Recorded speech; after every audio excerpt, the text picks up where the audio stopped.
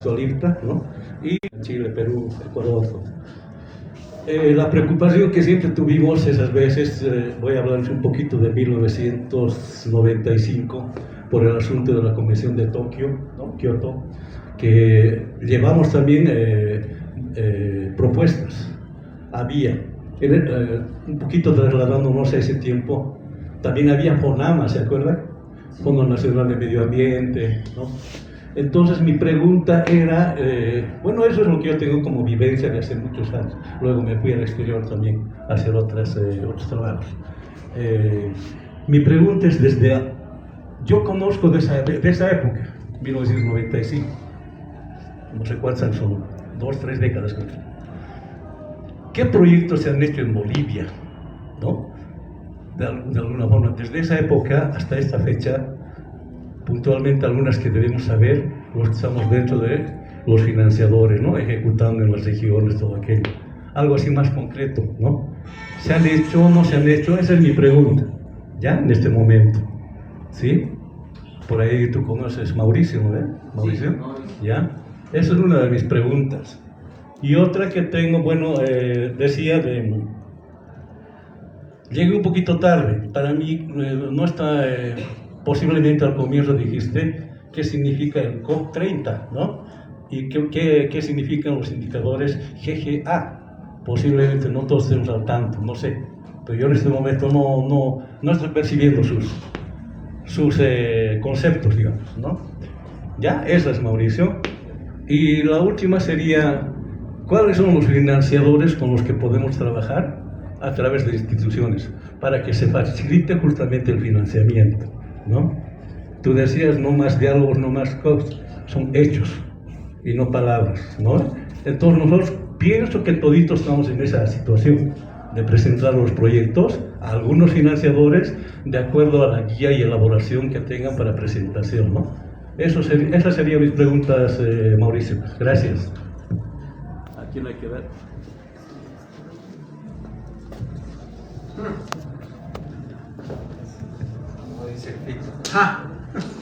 Esas preguntas de enciclopedia.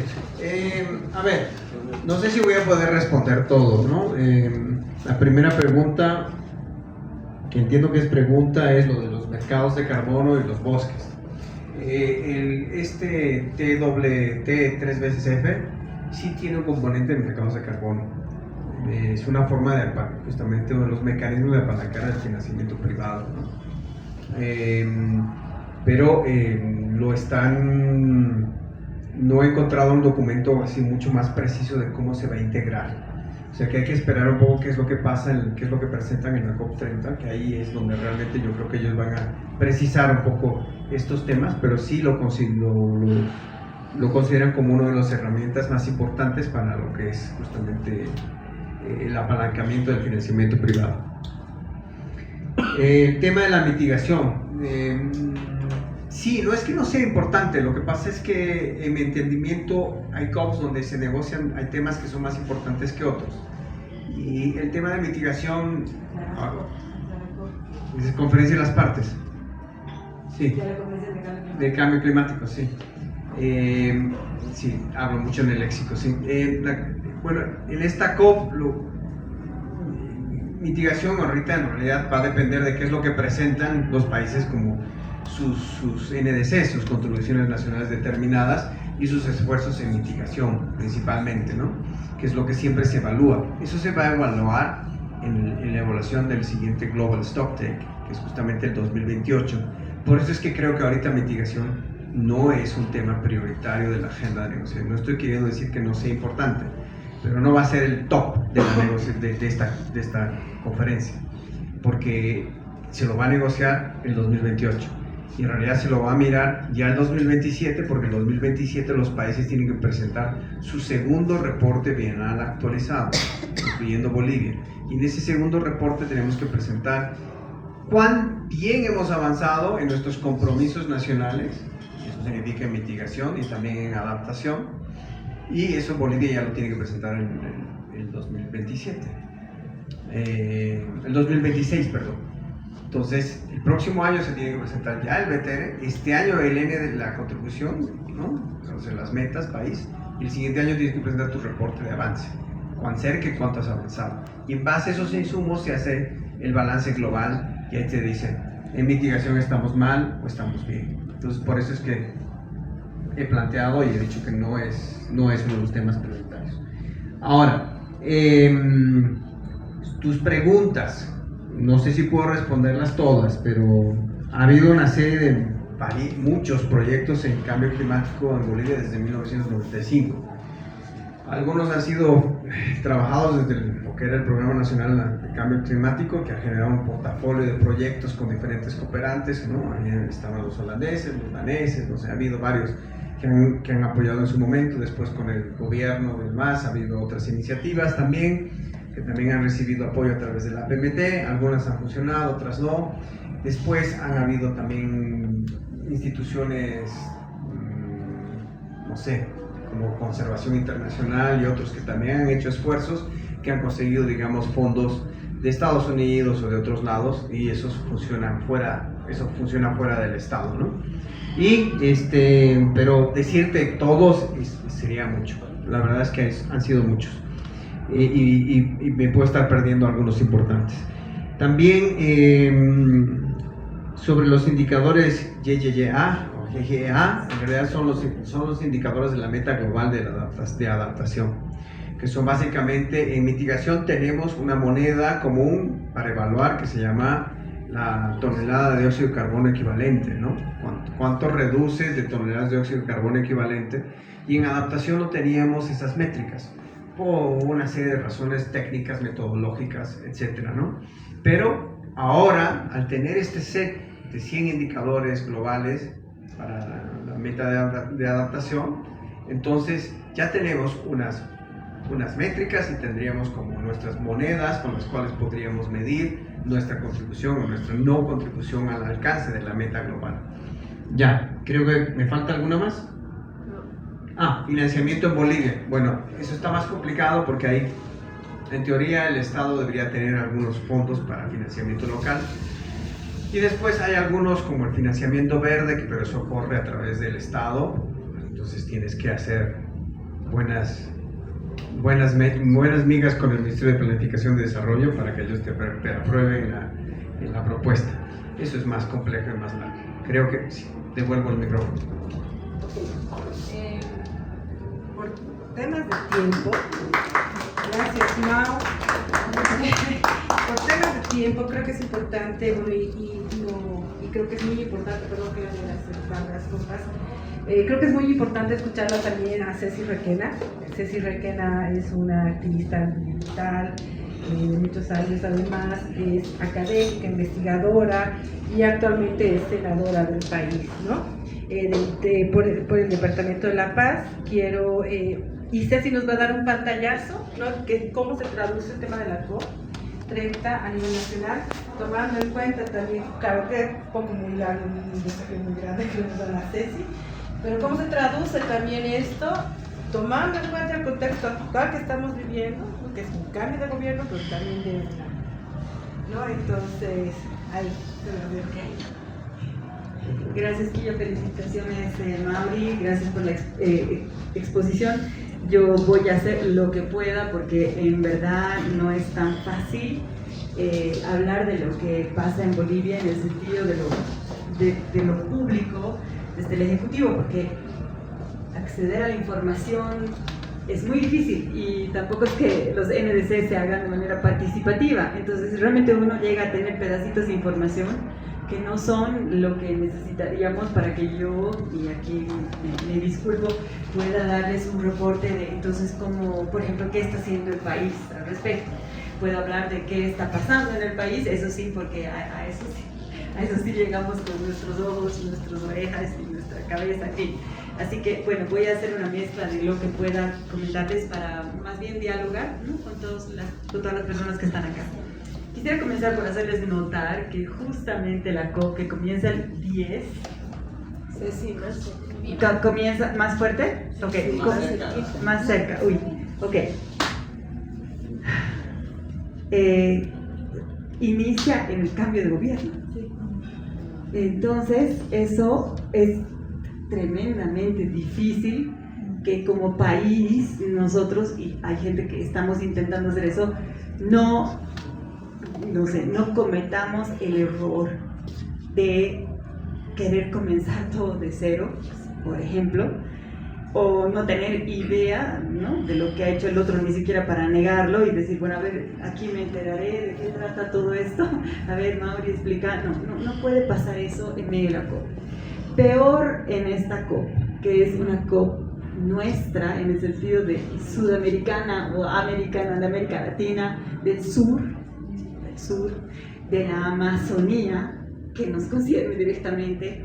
Entonces no podemos no estar presentes de una manera consistente y además haciendo todo lo posible por apoyar al Brasil en sus intentos de lograr, por ejemplo, consensos globales en el TFF, por ejemplo, y en todas las otras cosas que Mauricio ha hablado.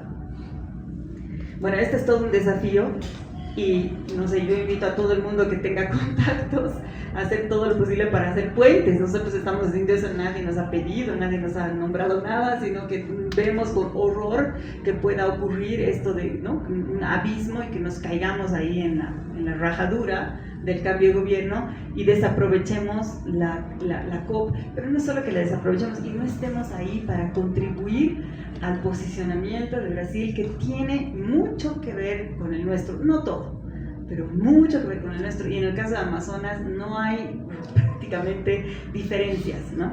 Entonces sí sería penoso que Bolivia como país amazónico, en una cumbre que es en la Amazonía, que es además crítica, porque esta COP es crítica en términos del momento en el que estamos, por el aumento promedio global ¿no?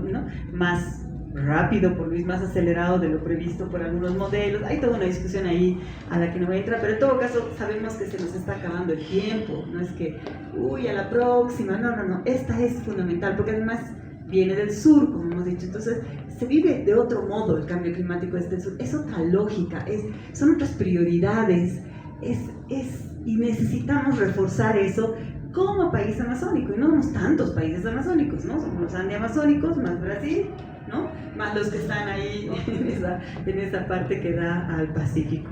Bueno, entonces yo invito a todos, porque creo que esta es una cosa y creo que esta es una cosa que tenemos que tener claro y que la tiene clara la presidencia del Brasil, es que no es cuestión de esperar que no sé quiénes hagan qué.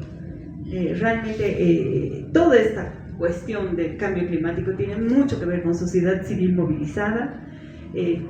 Realmente quien jala los temas, las metas es la sociedad civil. O sea, la sociedad civil, como dice Mauricio, y Brasil lo ha dejado bien en claro, pero ahora está claro, es agente, actor principal o actriz, si quieren, la sociedad civil, no sé, pero digamos que hay que empoderarse y decir, bueno, a ver, ¿yo qué puedo hacer? Y puede que aquí haya muchas personas que conozcan a gente que está en el equipo negociador y que debería tratar de juntar con los dos próximos posibles gobiernos para que no pase un desastre. Eso me parece importante y es una invitación que yo hago abierta, porque por último podemos intentar ayudar, ojalá que siempre constructivamente. Ese es un primer elemento. El segundo elemento que quería mencionar antes de entrarme un cachito a la COP es que nosotros siempre hemos tenido, y no solo nosotros, muchos países, pero hablaremos de Bolivia, un problema de esquizofrenia, ¿no? Y es que los NDCs, por más insuficientes que hayan sido, iban en un sentido, pero el plan de desarrollo iba en otro sentido, ¿no? Entonces, y este sigue siendo un desafío que ya lo hemos discutido antes, ¿no? Es que no tiene mucho sentido que estemos discutiendo NDCs o planes de adaptación, ¿no? Y que al final se contraponen, incluso como en nuestro caso, al plan de desarrollo, porque es como contar dos historias contradictorias. Y claro, uno te dice, bueno, al final, ¿qué va a hacer usted? ¿Va a seguir el NDC como gobierno o va a seguir su PDES? Y normalmente ocurre que siguen el PDES, ¿no? Y que el NDC solo servía para cumplir y para pedir recursos. Cuando en realidad, y creo que los que estamos acá, lo más probable es que estamos de acuerdo en eso, lo que necesitamos es una transformación productiva, lo que necesitamos son alternativas post-extractivistas. Ahí deberíamos poner el financiamiento público. Ahora inclusive estamos forzados a hacer una transición energética, al menos en el sector eléctrico, donde es un poco más fácil, en el transporte es un poquito más difícil, pero igual tenemos que hacerlo. Pero ahora, si hacemos un cálculo de lo que estamos gastando con el subsidio, por ejemplo, es vergonzoso para un país como nosotros, que en realidad deberíamos estar ya rápidamente, y no es fácil, esto no es cuestión de decir se hace, pero claramente hacer una ruta crítica para decir, bueno, ¿cómo vamos reduciendo esto y financiando, ¿no? La energía solar, la eólica, la hídrica de caída, de escala chica, en fin, para ir reemplazando, digamos, el diésel y el gas en la electricidad. Eso es relativamente realizable. De hecho, veníamos nosotros de una matriz energética que tenía 70% de renovables, era fundamentalmente hidroeléctrica, y 30% de diésel, sobre todo en ese momento. Y hemos vuelto al revés esto, porque nos sobraba gas y diésel y estábamos en una jauja impresionante. Yo ahí defiendo realmente a los ecologistas, porque nosotros vimos que ese era un problema cuando nadie lo veía, porque estamos ahí, porque estamos pensando. De hecho, muy poca gente sabe aquí de transición energética. ¿Quién sabe de eso?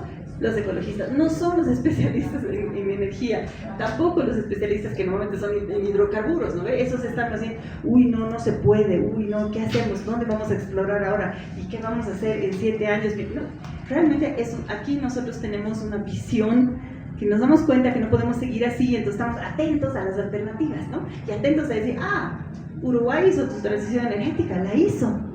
Ya está metiéndose en el transporte, la hizo en 10 años, incluso en 20, 50, la discusión, los uruguayos son así.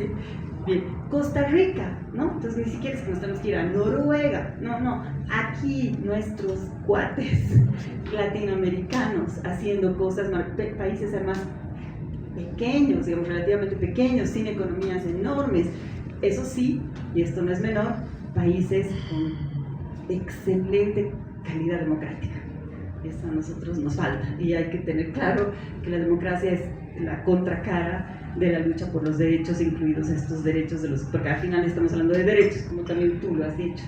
Y ni hablar, permítanme ahí un paréntesis, no sé si alguien aquí es abogado o abogada, pero realmente la última opinión consultiva que ha dado la CIJ, la Corte Internacional de Justicia, a nombre de Vanuatu, si no me equivoco, quien pidió que ellos digan cuáles son los estándares de justicia a propósito de transición justa ahora en adelante, ¿no? Y lo que ha dicho esa Corte, yo he escuchado los comentarios, yo no he podido leer ese texto, pero por ejemplo le he visto a la Cristiana Figueres, que ha comandado la COP el Acuerdo de París, literalmente llorar de emoción por lo que ha pasado ahí.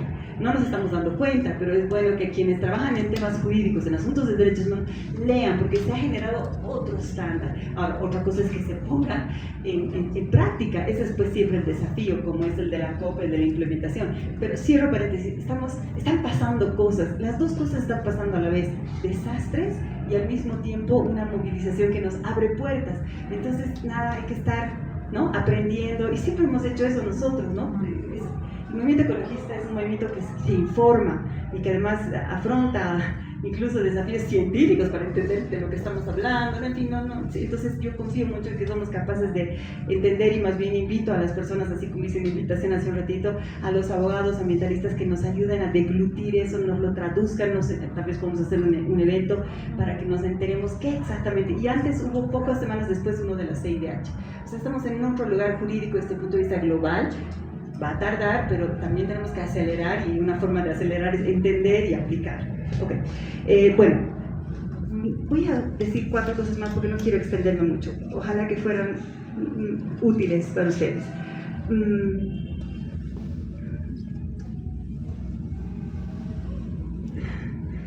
Estoy eligiendo de qué voy a hablar. Ya he hablado de lo de los países del sur, pérdidas y daños, financiamiento, sí.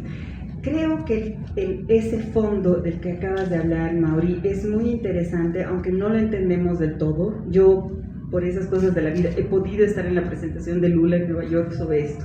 Y estaba al lado el del Banco Mundial, que son los que van a administrar. Para mucha gente es, oh no, el Banco Mundial, todo se arruinó. Para otros es, uy, qué bien, eso da credibilidad. Hay que entender a este mundo, pero lo que sí me parece importante de esto, y ese es un desafío para el movimiento ecologista, es esta cosa de la tensión de la que Mauricio nos ha hablado. Solo público, porque nosotros somos solo público, me temo que no va a pasar. No va a pasar pedir solo fondos públicos de países que además están en crecientes problemas económicos, ¿no? Y que además tienen esta cosa de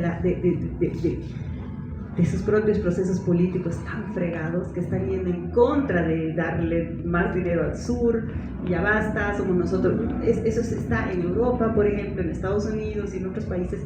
Entonces haríamos bien en abrirnos a posibilidades, digamos, de incorporación del financiamiento privado, pero siendo súper críticos, porque por ejemplo, el caso de bonos de carbono, que es lo único de lo que se habla aquí, qué locura, tienen tantos problemas de fraude que no podemos decir, no, aprendamos de eso, ¿no? Entonces esa es una primera cosa, pero abriéndonos. Entonces yo, por ejemplo, les propongo, que es lo que yo intento hacer, pensar en finanzas sostenibles como un paraguas, que incluye como uno de los mecanismos más cuestionados a los bonos de carbono.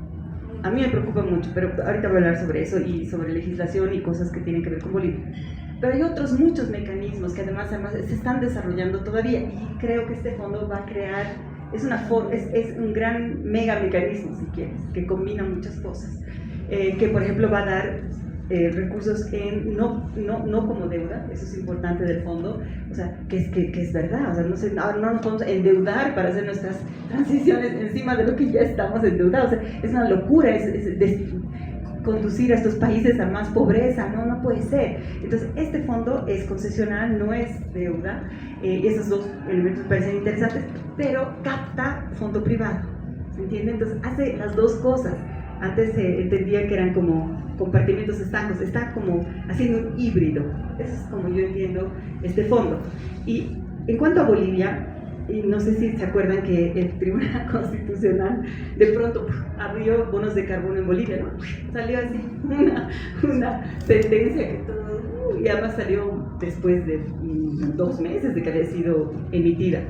Ahí hay mucho que hacer. Nosotros, por ejemplo, en la asamblea, yo ahora soy senadora, como decía Larquillo, y voy a seguir como diputada. Normalmente va a ser al revés, pero estoy yendo así, Dios mío, va a ser grave, pero creo que valía la pena por la causa. Al fin ha sido la razón por la que me he animado a aceptar esa invitación, y ya veremos lo que ocurre, ¿ok? Pero en todo caso, mi punto es, tenemos que tener regulación para evitar que estos mecanismos como los bonos de carbono sean desastrosos. Eso necesitamos, y ya sabemos que hay mucha experiencia en otros países, en México, en Argentina, en Colombia, de incluso lo que sale mal, que es muy importante, para poder hacer regulación. No basta con la reglamentación que ya ha hecho el Ejecutivo. Entonces, para este tema de financiamiento, que es clave, porque es el cuello de botella, o sea, incluso cuando hay conciencia, no hay con qué financiar eso, ¿no? Pero el oro está requete financiado, la soya está requete financiada, la ganadería está financiada, vas a un banco y te van a prestar. Para un sistema agroforestal, más difícil. Entonces, realmente tenemos que abrir todas nuestras antenas, y aquí otra provocación, no sé quiénes de acá conocen de finanzas, que preguntabas, necesitamos, y miren que allí hay un grupo, ¿han visto? Uno de los grupos organizados por la presidencia de Brasil son los ministros de finanzas, ojo, no los de medio ambiente, finanzas, porque es un tema importante, y tenemos que lograr que estos señores de finanzas, que normalmente están en otro mundo, entiendan esto, pero además en el caso de Bolivia entiendan la oportunidad que es para Bolivia, si hacemos bien las cosas, de hacer la transición post-extractivista o transiciones post-extractivistas que nos saquen de esta locura en la que estamos, de deforestación, de desmonte, y podemos, y ya tenemos Palos Blancos y Alto Beni, que además de exportar a Europa, que es el mercado más exigente ahorita, se han declarado municipios libres de minería del oro. O sea, una onza Troya ahorita son $3,800 y pico, y ellos teniendo oro, y dicen, no, queremos seguir con nuestros sistemas agroforestales, porque entienden el valor de eso, que no es solo lo que están recibiendo por exportación, que es mucho, pero también el tejido social. Entonces, necesitamos abrirnos a entender finanzas y buscar soluciones para nuestro país, porque necesitamos financiar las transiciones, no se van a financiar solas, Y eso implica mucho, otra vez, así como antes en derecho, mucho conocimiento para poder, ¿no? Aprovechar, crear y crear nuestras regulaciones. Okay. Voy terminando, porque he hablado muy largo y no he dicho muchas cosas, pero bueno. Yo voy a hablar de género. Mi experiencia, y yo no vengo del feminismo, tampoco vengo de trabajar con pueblos indígenas, pero cuando entras a trabajar en el tema ambiental, necesariamente todo te lleva ahí. 2/3 del movimiento ecologista, en general es una generalización, son mujeres. Las resistencias en los lugares, en los territorios, las que están resistiendo a la minería, a la contaminación del agua, son en su mayoría, obviamente hay hombres y los necesitamos, son mujeres. Realmente hay un asunto ahí que incluso si no eres feminista y no lo quieres ver, se te salta a la cara. Y son mujeres que están sufriendo un montón en general. Están sufriendo múltiples violencias, pero múltiples violencias, al punto que yo ya hablo de trauma. Hay cantidad de gente, esa minería está generando, no solo la minería, los hidrocarburos, traumas. O sea, la gente te está hablando, y yo les digo, porque es parte de mi trabajo, hablar con la gente y sus problemas, y se les salen las lágrimas. Estamos en un momento muy duro. No es nomás es realidad brutal en los territorios. Entonces, creo que la aproximación, que yo no la había trabajado mucho, que yo esto te va a lograr escuchar de mí, que yo siempre un poco, como que no llegaba a eso, no es que decía que no era importante, solo que no llegaba a eso. Ahora entiendo que tiene que ser un eje. O sea, realmente el tema de género, entendido además no solo como mujeres, ¿no ve?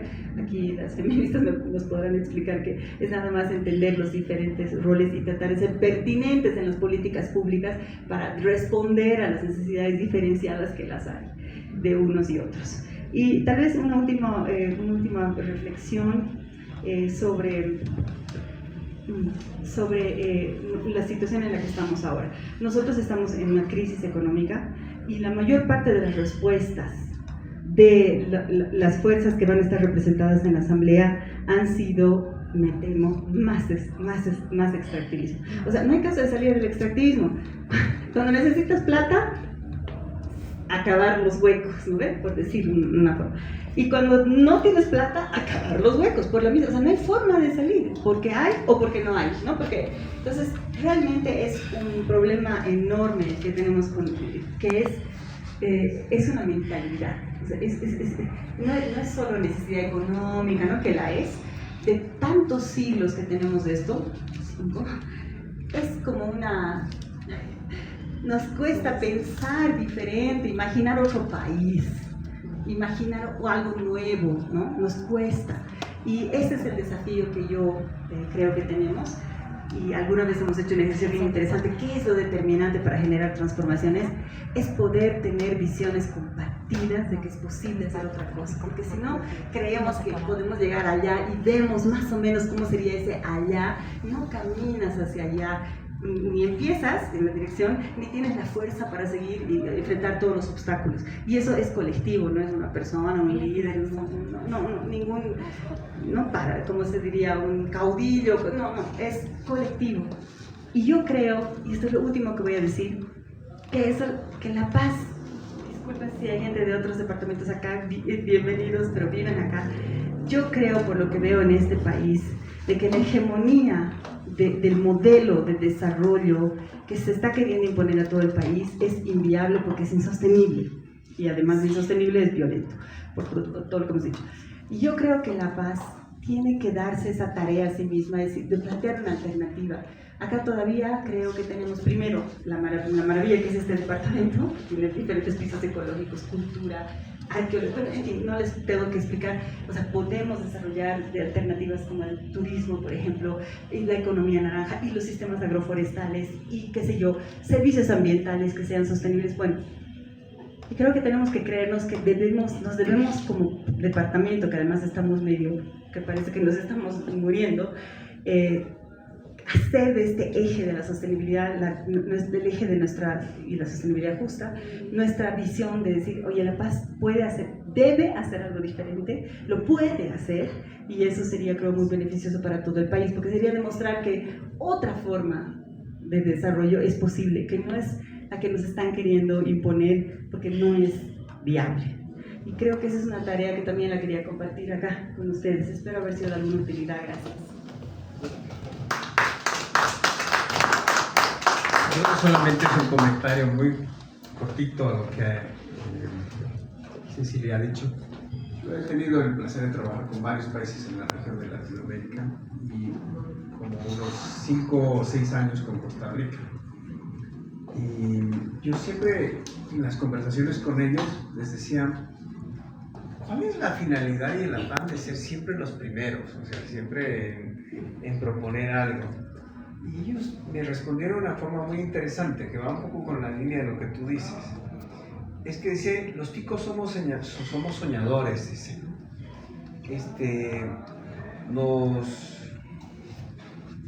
Nos agarramos de un sueño y lo vamos conversando entre nosotros y vamos enamorándonos del sueño.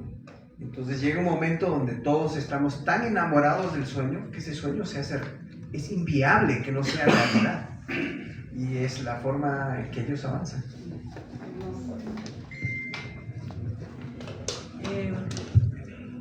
Eso es sentarse más. Gracias, Ceci. Realmente es muy importante todo el pantallazo que nos has dado. Creo que apreciar también la mirada ecologista, ¿no? Y el activismo no es solamente una cosa como, procuro ser ambientalista, activista, sino que realmente es todo un ejercicio, es todo un trabajo, ya hay temas, ¿no? Y obviamente el trabajar con poblaciones indígenas, comunidades campesinas, el hablar desde el ecologismo es bien duro, incluso internalizarlo es bien duro. Yo sé que es. Gracias. Esperanzador, sí. Gracias, Ceci, por realmente cumplir los tiempos. ¿Tienen alguna consulta? Sí. ¿Algún comentario? No es un comentario primero, esos van después. Sí. Nuevos. Bueno, después está. Después. ¿Alguien más tiene algún comentario? Ya.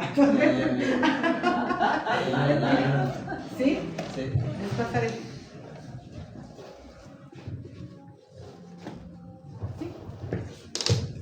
Un poquito también en esta parte de la inminente transición política que vamos a tener en el país y cómo se puede hacer el anclaje de algunos aspectos orientados hacia una política sostenible que permita a los medios de vida sustentables, ¿no? Por ejemplo, el tema de adaptación, el país el Fondo Verde ha aprobado un fondo de Readiness con $3 millones para los próximos 3 años para elaborar el Plan Nacional de Adaptación. Está ya aprobado el proyecto para la población y ahí toca un gran desafío de ver en qué manera estos indicadores globales son indicadores de referencia, son commitments, de alguna forma compromisos país o cómo nos ayudamos a aquello, y el gran desafío de que pueda territorializarse, ¿no? Que ya no esté solamente en el nivel gubernamental y de los ministerios, sino que llegue a un trabajo conjunto con gobernaciones, con municipios, ¿no? Entonces, ese es un aspecto de que hay ese financiamiento, pero que en la fase de transición, como el nuevo gobierno toma provecho de esa gestión ya de financiamiento, ¿no? Luego también otro detalle es que en los últimos meses y años, la Unión Europea, la Agencia Francesa para el Desarrollo, la Agencia de Cooperación Española han desarrollado muchos proyectos en tema bosques, ¿no? Y hoy mismo presentaron, entiendo, la política plurianual de bosques, están elaborando la estrategia plan de acción para REP en Bolivia, el plan de acción para el desarrollo de productos forestales no maderables. Va a llegar un día que se dicho, bueno, mejor que haya. Entonces, yo creo que es importante que, porque entra un nuevo gobierno y dice todo está mal, todo se borró y borró una cuenta nueva, y entonces sí creo que va a ser importante ese aspecto de rescatar lo bueno, y creo que en ese campo las agencias de cooperación que han estado apoyando con esos estudios y con todo aquello, va a ser ese soporte para la transición. Uno de tres. Ay, sí, por favor, presente. Están incómodos. Ah, sí, soy Iri del Plan. Ya, gracias, Iri. ¿Alguien más quiere dar un comentario antes de que empiece a hablar? No. ¿Alguien más quiere hablar? Primera vez. Ay, sí, usted De los mismo, que no me... Después. Sí. Después. Bueno, yo quisiera hacer dos avisos comerciales bien cortitos relacionados y una pregunta. Uno tiene que ver con la experiencia de los mercados de carbono. A fines de noviembre el ISEC está organizando un taller, ¿no? Con una experta colombiana y un experto boliviano. Así que por favor, si se acercan a la página web del ISEC, ahí está, vamos a aprender de Colombia, del Instituto de Estudios Ambientales, que tiene una mirada muy crítica hacia lo que se da en términos de montos y lo que realmente llega y cuáles son los mecanismos las lecciones aprendidas para quienes han podido beneficiarse de esto. Y el otro anuncio es que desde el ISEC estamos sacando un compendio, diría yo, estadístico, analítico, histórico de temas de educación, salud, medio ambiente, en el que también pueden participar, género, y esto va a salir en noviembre a través de Plural, así que también si pueden estar atentos, esto va a ser clave para poder empoderarnos, como decía Cecilia, y poder reclamar o conocer nuestros derechos o trabajar más adelante. Y bueno, un poco tal vez comentar, Cecilia, si puedes comentar un poco más, porque a mí me desesperanza realmente, no solo ver lo que dicen los candidatos sobre el tema ambiental y ese modelo de desarrollo extractivista que parece que va a continuar, y lo que no dicen sobre el tema de género, porque no dicen nada, ¿no? Entonces, los dos aspectos. Y en mi experiencia, por ejemplo, en Santa Rosa, ¿no? Cuando un concejal dice, vamos a hacer de esto otra Santa Cruz lleno de arroz y de soya, o alguien de la gobernación del Beni me dice, aquí no hay indígenas exitosos, porque nadie se está ocupando de la ganadería y nadie tiene mucho ganado. O sea, esa visión de qué es el éxito y de qué es el desarrollo de los años 70, ¿no? Que sigue en nuestras cabezas mientras otros países están dando la vuelta atrás porque han visto que esto no funciona. Entonces, ¿cómo nosotros viendo esos candidatos, esos políticos y también la gente de base que tiene estas ideas, cómo como sociedad podemos trabajar en el tema ambiental y de género también, ¿no? O sea, es medio desesperanzador, la verdad. Conciencia social y conciencia de clase, básicamente. Sí. A ver, mi pregunta va más ligada a lo que tú harías en el Parlamento, porque finalmente en la nueva gestión parlamentaria los parlamentarios tienen varias responsabilidades y una de ellas es legislar, es fiscalizar, ¿no es cierto? Y generar propuestas para que se traduzcan en políticas públicas. En esa línea, ¿cuál es tu postura en relación a los 5 años que tienes? ¿Hacia dónde vamos? ¿Hacia dónde vas? Señor. Me toca. Sí. Gracias. Siempre con ese ánimo, AMP, actitud mental positiva de poder comentar lo que decía Cecilia, es más un intercambio de ideas y complementaciones o sugerencias, ¿no? En una primera, yo soy economista, yo debo estar unos 40 años en el sector agropecuario, ¿ya? Así, mi especialidad es elaboración y ejecución de proyectos, tanto en el Estado como en las ONGs. Entonces, normalmente, en la mayoría, teníamos un enfoque que me gustaría que también Cecilia, un poquito de esto, luego se acuerde y luego pueda aplicar en las reuniones que tengan en el legislativo. Lo primero es que todos los proyectos que se deben presentar es una forma de tener una visión integral, que lo llamamos estaco. O sea, cada proyecto tiene que estar bien enfocado en lo que es mejorar la economía de todos, ¿no? Hablando un poquito de los productores agrícolas, pecuarios. Ese destaco es lo social, cómo beneficiamos a la gente con la ejecución de estos proyectos. Y la T es tecnológico. ¿Qué tecnologías vamos a aplicar ahora, no? energías fósiles o energías limpias, digamos, en las producciones. Por decir, eólicas, solares, como energías limpias, ¿no? Porque los fósiles también se acaban. En el mundo, eso tenemos que tener muy en cuenta. Y se van a... antes que acabe con nosotros, daremos una solución, ¿cierto? Porque es cierto lo que dice. En el Club de Roma hace tiempo decían, en los libros también, ¿de qué nos sirve fabricar tantos dólares si no tenemos producción alimentaria? Y qué mejor tener soberana ahí nuestra, ¿no? Entonces, estaba en lo tecnológico. Y luego otro eje importantísimo en todos los proyectos es el ambiental, ¿no? ¿De qué manera perjudicamos o no perjudicamos a todo lo que es nuestro suelo, digamos, o nuestro planeta, ¿no? En todo este asunto? Y luego de eso tenemos todavía la cultura de cada lugar, porque no es la misma receta para todos los países, ni en Bolivia. Tenemos las zonas agroecológicas que son diferentes, y en cada una tiene que ser también un proyecto específico para el lugar con los objetivos generales y específicos, ¿no? Y luego de eso, lo organizativo, que tiene mucho que ver. No todos tienen la misma organización para ejecución de esos proyectos, por otro lado, ¿no? Y luego de eso ya sería lo máximo. Luego de que los proyectos contemplen ese tipo de componentes, podemos llamarle, lo estaco, lo económico, social, tecnológico, ambiental, cultural y organizativo, recién viene la ejecución de los proyectos para saber cómo ha ido. Ya viene la F y la A, los financiamientos dados, aprobados para que se ejecute, y luego lo administrativo. Realmente hubo desvíos de créditos de esos proyectos, ¿no? Se aplicó bien.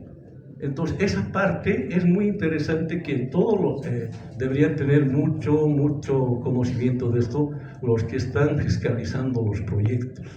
Y parte de la legislación de la Asamblea es justamente fiscalizar lo que se está haciendo, ¿no? ¿Ya, estimada Cecilia? Y luego, el otro asunto, han hablado un poquito también de las producciones extractivas, minerías. Sin andar lejos, les puedo comentar lo que está pasando, o muchos de ustedes deben saber también. En Viacha, en minería, cuestión de oro, es terrible, ¿no es cierto? Lo que está pasando. Y lo que está pasando lo mismo en la extracción de oro, posiblemente, quieren confirmarlo, es en la represa de Jampaturi. ¿Sí? Tal vez saben tú que es lo mismo, que tienen ese problema de poder ser muy contaminadas las aguas, y posiblemente nos van a llegar a nosotros. Si no ejecutamos nuestras mitigaciones o una detención de lo que en este momento es otro suicidio, entre comillas, ¿no? Que estamos teniendo si no permitimos eso. Yo pienso que es eso. Y tal vez un poquito más para orientación, Cecilia, ya en 1995-97, a través del PROCISUR, que es el programa de cooperación del Cono Sur, Argentina, Bolivia, Uruguay, Chile, Brasil, ¿ya? Y se hizo una canasta de 4 productos, los mejores de cada país, para que puedan ser una forma de sostener esto del hambre, de los alimentos, todo eso, en la región de América Latina y el Caribe. Como alguien decía, hay muchas cosas que se hacen y luego los borran. Y vienen los nuevos gobiernos, no, todo está mal y punto. Pero hay muchas cosas que ya está descubierta la pólvora. ¿Ya? Eso, por favor, porque esa está en el programa de cooperación de Cono Sur de ICA, Instituto Interamericano de Ciencias Agrícolas. Hay cosas ya están hechas hace rato, pero que se olvidaron los anteriores gobiernos, los inmediatos gobiernos, ¿no? Ahora sí te lo digo. Eso, nada más. Gracias. Realmente tenemos muy poco tiempo también, ¿no? Gracias. Ceci, antes de darte por quiero pedirte ser breve para después ir al cierre. Sí, algo súper chiquitito, ¿no? Me parece algo importante de la COP, ¿no? Hablar sobre lo que está pasando en nuestros bosques, pero creo que también hay que incorporar dentro de ese lenguaje los bofedales en el altiplano, ¿no? Está tan centrado el lenguaje y la narrativa en los bosques, ¿no? Que creo que también dejamos a mitad del país, ¿no? Que, sí, estamos dejando de lado, ¿no? toda esa mitad, porque además de eso, si no funcionan las cosas, ¿no? Y el desarrollo productivo sostenible en el altiplano, ¿no? La gente migra y normalmente migra a los bosques, ¿no? Entonces, sí creo que es importante, ¿no? Incluir dentro de esta narrativa, ¿no? El altiplano, los valles, ¿no? Y qué vamos a hacer sobre todo con los bofedales, ¿no? O cómo entra en todo esto. Gracias. Ok. Les paso a los dos, quisiera responder. Voy a ser como tú muy insuficiente, pero a ver, empezaré por el final. Yo estoy plenamente de acuerdo con eso. Es nada más que esta COP está bien centrada en la Amazonía, porque Brasil es la Amazonía, y de hecho a mucha gente hay otros países que tienen la Amazonía. Nosotros, y somos los andiamazónicos, que además somos más biodiversos, y es ahí donde nace el Amazonas. Entonces, hay un enorme esfuerzo por posicionar, Colombia siempre está en eso, no solo Brasil es Amazonía, y eso implica, mírennos, y acceso a financiamiento, en fin, a tantas cosas. Entonces, en la COP30 va a haber un énfasis en eso, por el peso específico del país en el que estamos, ¿no?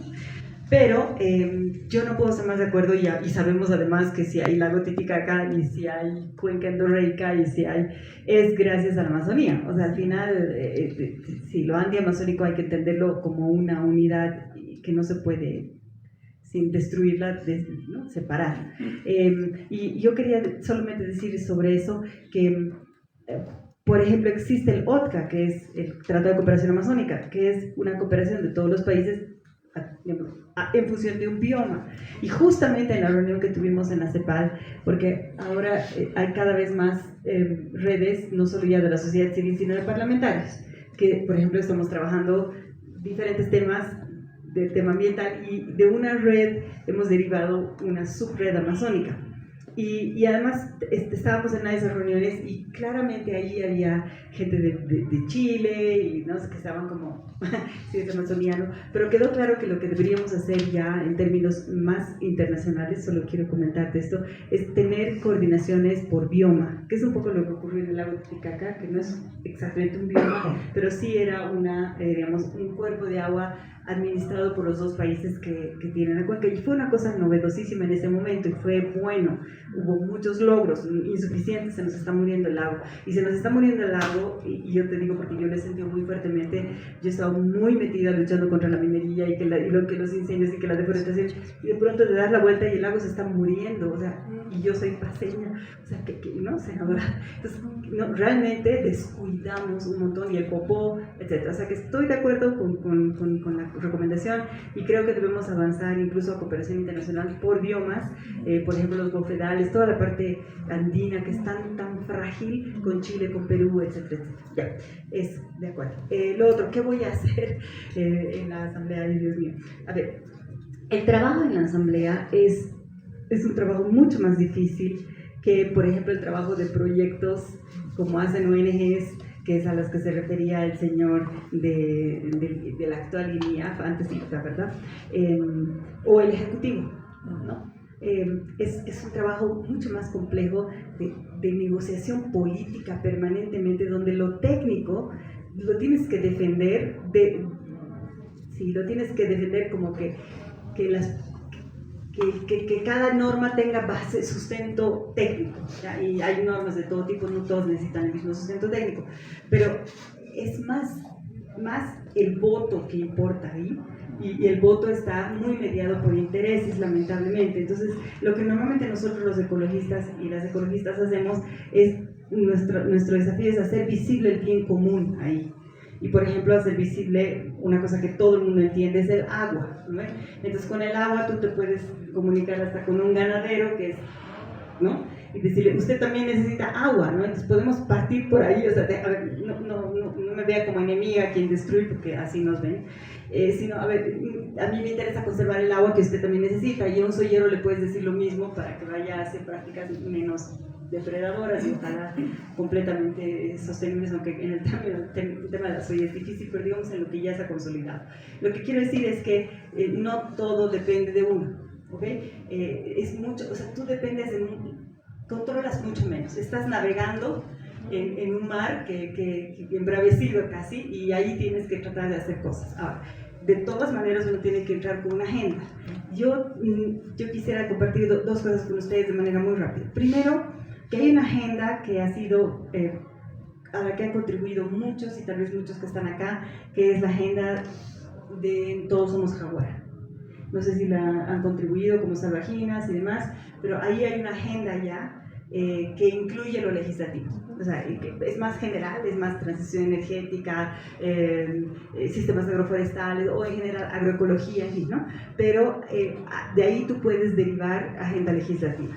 Entonces, lo que yo quiero decir, ¿por qué menciono el asunto el caso de Todos Somos Jaguar, o el caso del esfuerzo que está haciendo la plataforma frente al cambio climático, que es parte de Todos Somos Jaguar? Ahí sí hay una agenda legislativa. Es que son esfuerzos desde la sociedad civil. Y esto es bien importante, a propósito de que sea medio frustrante todo, es que en estos temas siempre ha sido la sociedad civil la vanguardia, y sigue siendo, y la academia es importantísima ahí. Entonces, para lo de la visión, por ejemplo, para alimentar las políticas públicas e incluso la visión con datos, ¿no? Para no estar ahí también, no sé, alucinando, no, seriamente, o sea, rigurosamente, ¿no? Entonces, yo por eso rescato esas dos agendas, ¿ok? Ahora bien, si tú me preguntas, por ejemplo, ¿qué añadiría a esas agendas? Porque ahí está cambio climático y un montón de otras cosas.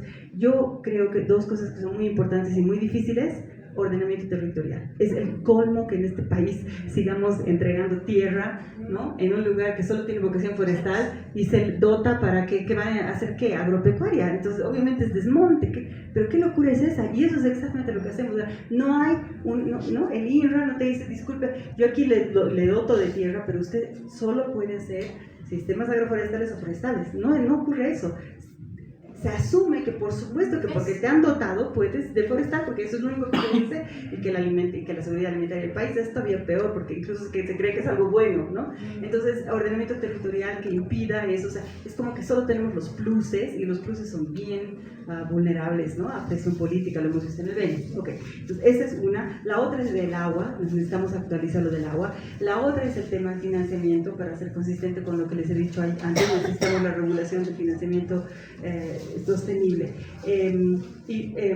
Me quedaré ahí. Hay más, hay más, pero no depende mucho de la negociación que podamos hacer, y cuando estoy hablando de podamos, estoy pensando en este movimiento, porque si alguien como yo, en este caso, y podrá ser otra parlamentaria, puede hacer algo en la asamblea, solo podemos hacer algo a propósito del poder del que alguien da, porque hay una red social que está presionando, y ahora con redes sociales que son en general medio terroríficas, pero en eso son súper efectivas. O sea, realmente, y quiero animarlos en eso, el poder de la sociedad civil, particularmente, bueno, voy a hablar de Bolivia, es muy fuerte. O sea, a ratos no nos damos cuenta, pero los políticos se están incorporando, incluso sin querer mucho, ciertas cosas como sostenibilidad, y ya no pueden no hablar de eso. Transición energética, ya no pueden no hablar de eso. No lo hacen muy bien, no lo hacen. Trata mucho ahí, y a ratos hasta dicen cosas opuestas a eso también, porque quieren agradar a los otros. Pero no, realmente ya hay una sensación de que hay gente aquí que está dando la batalla por la vida, y esa gente es la sociedad civil, y que están atentos y que van a molestar. Entonces eso te da el poder para poder negociar todas las otras cosas que habría que hacer, y podría detallar más, y voy a hacer una agenda que creo que es importante, porque entonces yo me constituyo en un instrumento útil para el movimiento, ¿no? Ahora estoy ahí, antes yo estaba aquí, ¿no?, ahí, dando clases y investigando. Ahora estoy ahí, quién sabe después dónde estaré, ya más viejita, no sé, pero en todo caso, cuando articulamos, y esa es la respuesta, la red. O sea, yo veo que acá hay una red, es una red difusa, no tiene liderazgo, y es grave cuando alguien pretende empezar a centralizar. La gente se defiende y lo entiende, y lo respeto. Pero si somos capaces de articular la red entre academia, movilización, ONGs, las luchas de base de los territorios y los pueblos indígenas y sus organizaciones, eso está pasando, y eso hay que mejorarlo incluso. Entonces ahí sí tenemos mucho chance, porque además como defendemos algo que cualquier persona entiende que necesitamos, el agua, ¿no? Otra vez caigo ahí, entonces tendemos a generar apoyo. La gente tiene mucha simpatía, a ratos molestamos un poco, pero no hay ese rechazo que sí hay hacia otras movilizaciones ahora. No hay. Ok, eso. ¿Y qué más quería decir? Decía del agua, que quería del Parlamento, lo de la red, creo que eso es... y sobre las recomendaciones, esas recomendaciones son más para proyectos de tipo ejecutivo o de ONGs o del Poder Ejecutivo, pero en efecto nosotros podemos fiscalizar, eso sí podemos hacer al Ejecutivo. Sin embargo, y aquí ese sería otro desafío, y con esto sí que me callo, es que no tenemos en este momento precisamente una visión de desarrollo sostenible, por tanto tampoco tenemos políticas públicas que promuevan el desarrollo sostenible y tampoco tenemos mecanismos, por ejemplo, de planificación y que incluyan monitoreo, que incluyan todos esos elementos. No los tenemos. Entonces seguimos con la locura de hablar del PIB, ¿no ve? Como el gran indicador de que nos está yendo bien, cuando nos puede estar yendo re mal y nuestro PIB arriba y nosotros aquí explotando toda la Amazonía y destruyéndola, y el PIB en unos cuantos años va a subir, pues. Entonces realmente es un problema más grave que tenemos de tipo estatal. Pero yo porfiadamente soy, o sea, cuando veo el problema digo, como hay tantas experiencias de que se puede hacer diferente, como estamos aquí nosotros hoy día, esta noche, hay tanta gente dispuesta, yo porfío en decir que podemos cambiar. O sea, veo los problemas, pero no para deprimirnos, porque me parece que deprimirnos es un lujo que no nos podemos dar. Es tan grave, que no nos podemos ni paralizar, ni enojar, ni deprimir, lo siento mucho. No se puede, solo tienes que intentar, y creo que tenemos mucho de lo que se necesita. No soy ingenua, las inercias son brutales, podríamos fallar, pero hasta que no se caiga el telón, estaremos dando la batalla. Creo que es lo único que podemos hacer.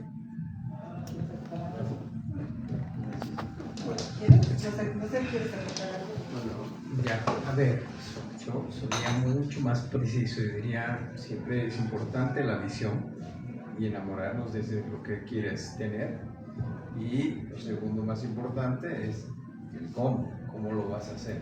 Yo siempre he sentido que Bolivia se enamora, pero no sabe cómo. Sus principales deficiencias siempre son en el cómo. Yo creo que ahí es donde tenemos que trabajar. Bueno, gracias. Quiero acotar algo.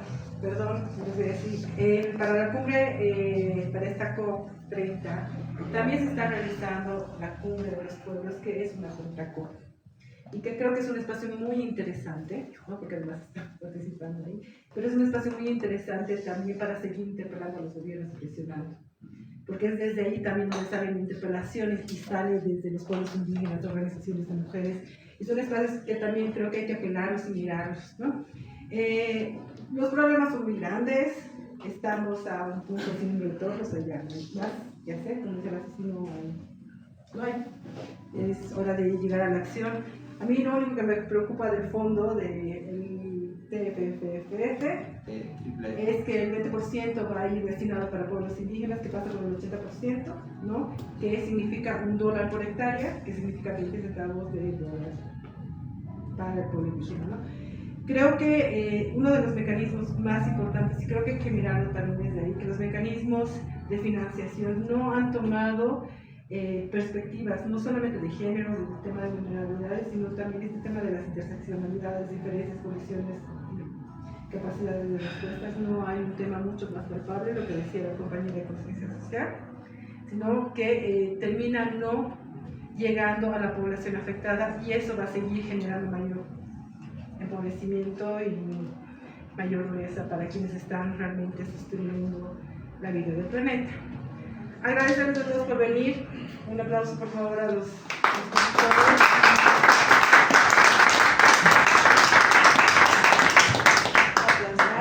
Gracias a todos, y el Guairuru siempre estará abierto para este tipo de deliberaciones. Gracias. Sigamos adelante, Ceci, sigamos adelante, Mauricio.